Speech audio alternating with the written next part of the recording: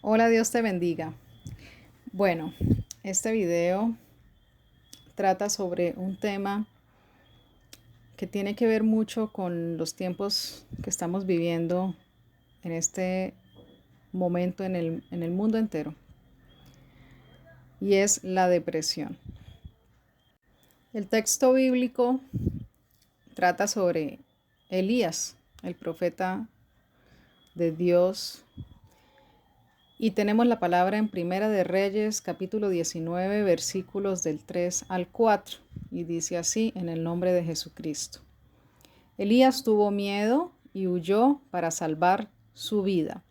Se fue a Beerseba, una ciudad de Judá, y dejó allí a su sirviente. Luego siguió solo todo el día hasta llegar al desierto.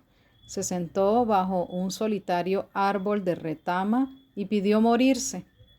Basta ya, Señor, quítame la vida, porque no soy mejor que mis antepasados que ya murieron.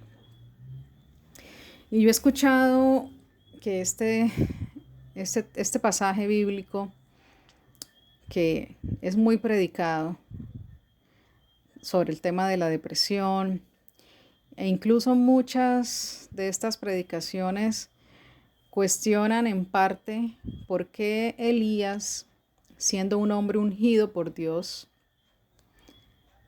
que acababa de tener la victoria sobre los profetas de Baal en el monte, cuando el Señor responde a su oración y quema los holocaustos, los sacrificios, y todos los profetas de Baal fueron asesinados, ya que el Dios verdadero, que es nuestro Señor, se manifestó.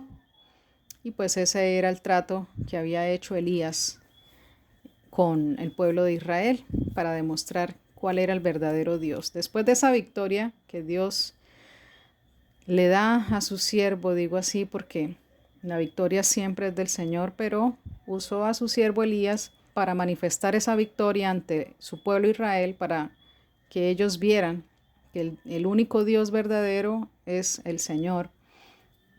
Luego de esto, Jezabel, al enterarse de la muerte de esos 400 profetas de Baal, le envía una amenaza a Elías, entrando en el contexto del pasaje, y ahí es cuando Elías se aparta, despide a su criado y se va a un sitio apartado y desea morir.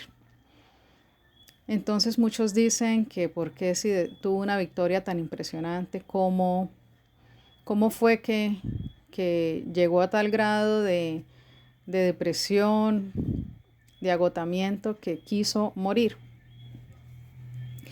Pero tenemos en la palabra de Dios algo que nos recuerda muy bien el asunto aquí a tratar.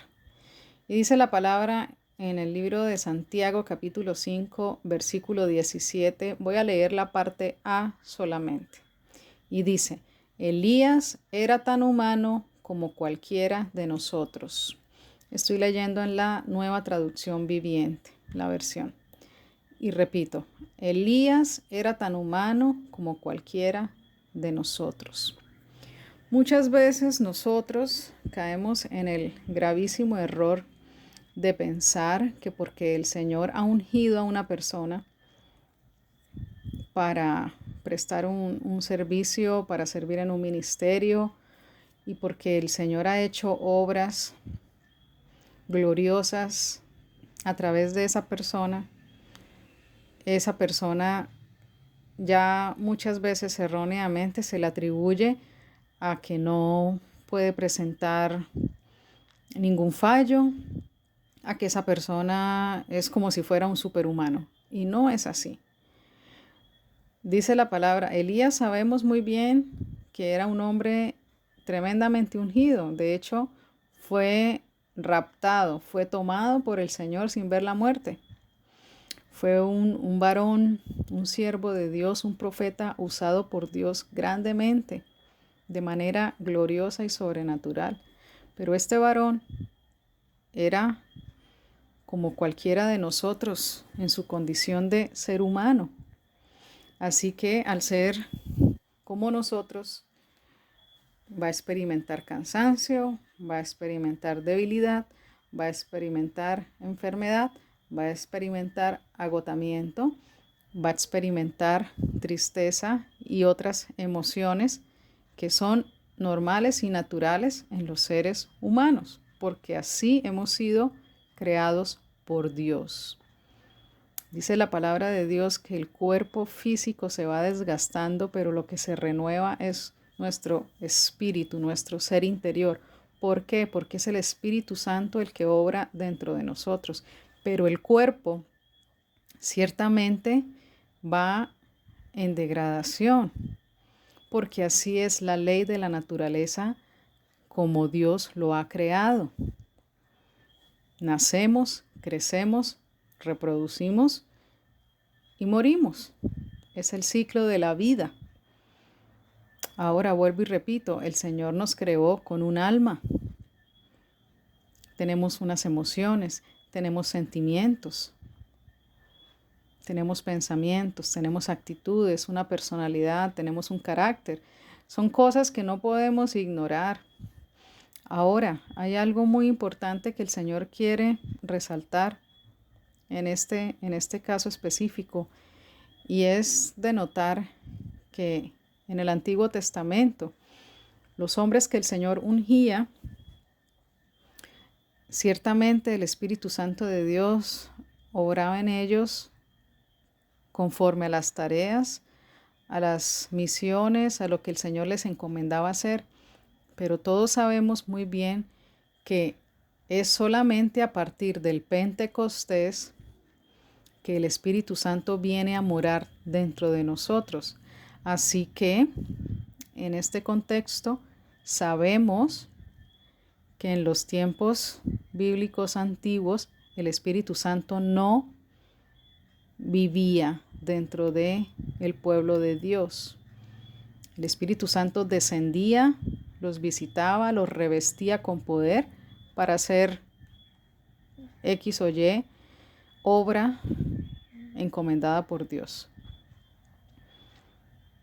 Lo vemos en los reyes, lo vemos en los profetas. Todos los siervos de Dios eran ungidos, pero para hacer tareas específicas.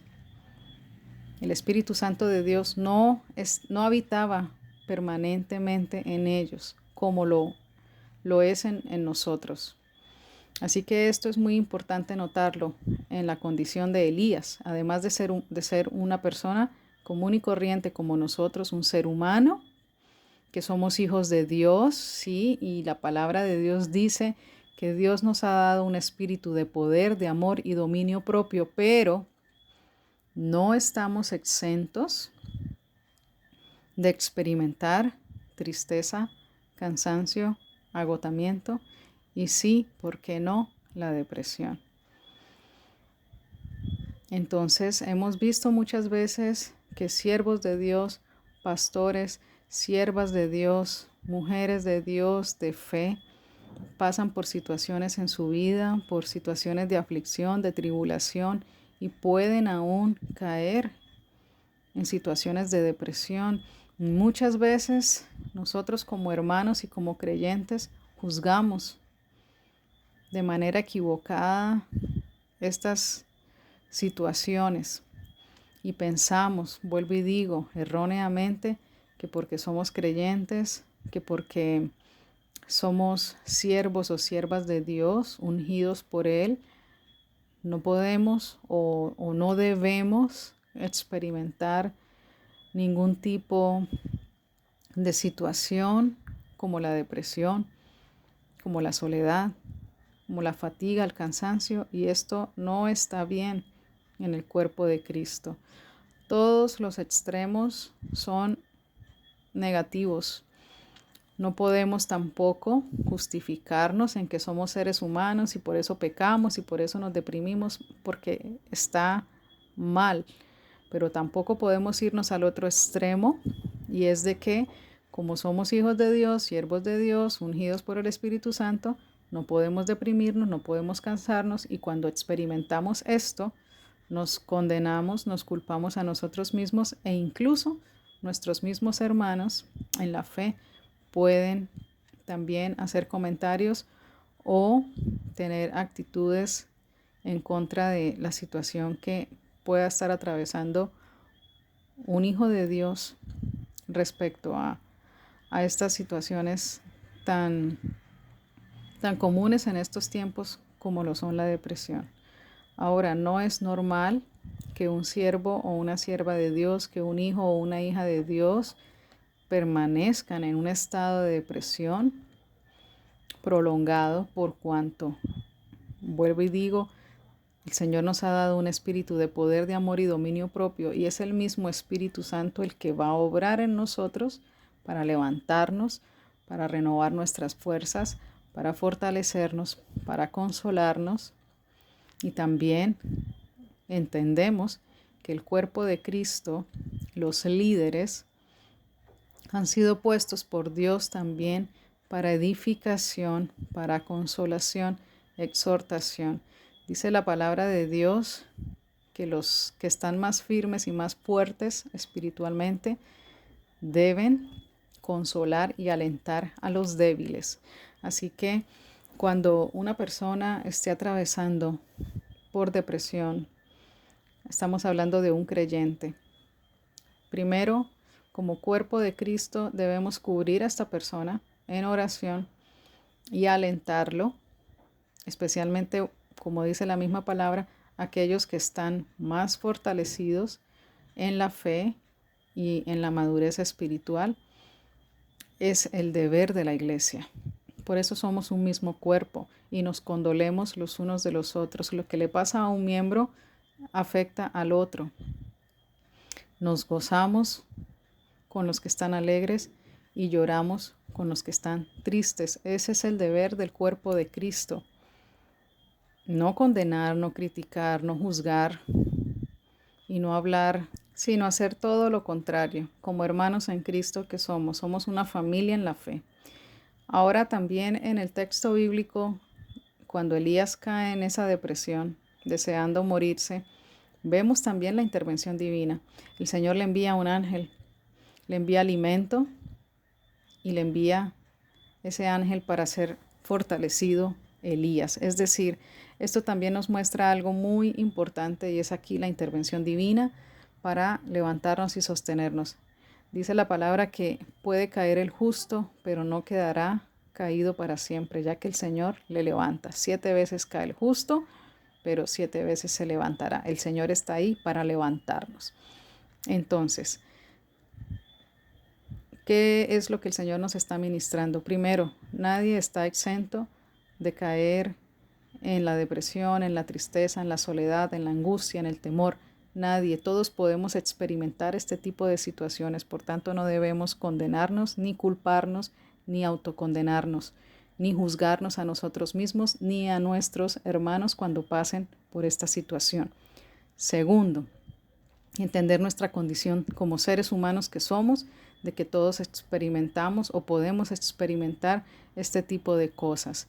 Tercero, no podemos llegar al extremo de justificarnos de que como somos seres humanos, entonces podemos caer en estas cosas, pero tampoco podemos irnos al otro extremo de pensar que somos superhumanos y no debemos de ninguna manera pasar por estas situaciones. Siempre debe haber un equilibrio, un balance, y el Señor nos llama a ser estables en Cristo Jesús por su Santo Espíritu en nosotros.